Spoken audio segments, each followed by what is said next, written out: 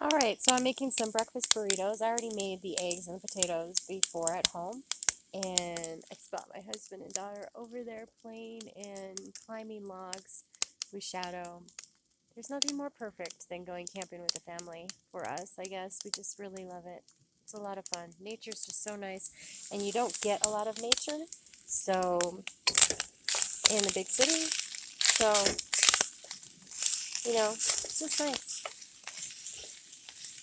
I do like to take a walk when we go on our trips. You've seen other videos where I have a flat pan, and I use that too.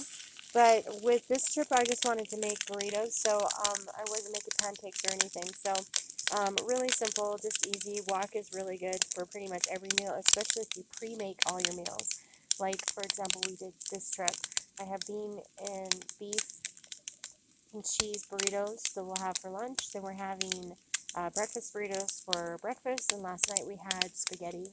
So everything was pre-made, and I'm just heating it up here at the campsite. And yeah, super easy and very kid-approved meals. Bella loves the meals. So if you have a picky eater, it's a great menu for when you're camping with picky eaters. We know who we are.